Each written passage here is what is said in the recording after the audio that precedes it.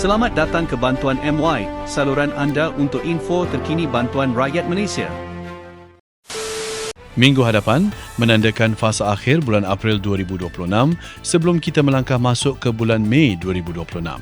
Seperti kebiasaan, bulan baharu akan membawa bersama pelbagai bentuk bantuan kewangan yang dijangka disalurkan kepada rakyat Malaysia yang layak.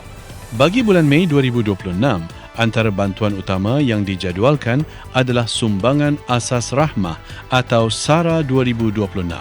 Bayaran bagi bulan kelima dijangka bermula pada 1 Mei 2026 melibatkan 3 kategori penerima iaitu isi rumah, warga emas tanpa pasangan serta individu bujang berumur antara 21 hingga 59 tahun.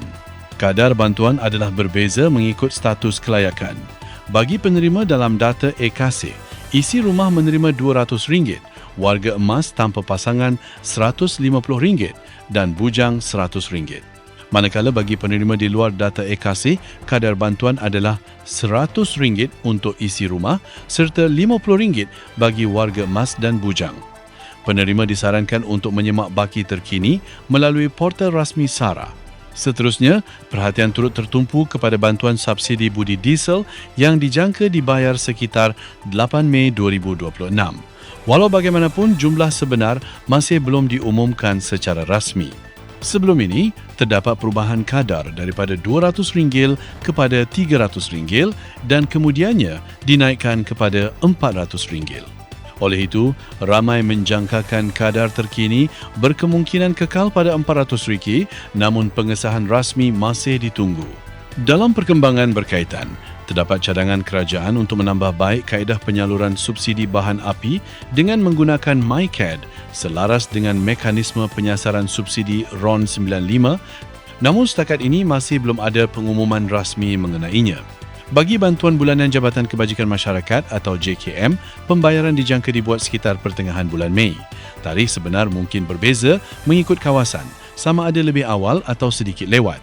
Bantuan ini merangkumi pelbagai kategori termasuk bantuan warga emas, bantuan kanak-kanak, elaun orang kurang upaya serta bantuan am negeri dan persekutuan. Selain itu, bantuan sara hidup turut dijangka disalurkan dalam tempoh 2 minggu pertama bulan Mei. Kadar bantuan adalah RM250 bagi nelayan darat, RM300 untuk nelayan laut dan RM500 kepada veteran Angkatan Tentera Malaysia.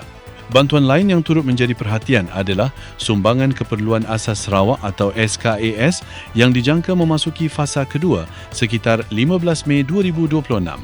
Bagi negeri Sabah pula, program sentuhan kasih rakyat Sabah atau Syukur dijangka akan membuat bayaran sebelum sambutan Pesta Keamatan. Namun begitu, jumlah bayaran bagi fasa kedua masih belum diumumkan secara rasmi oleh pihak kerajaan negeri.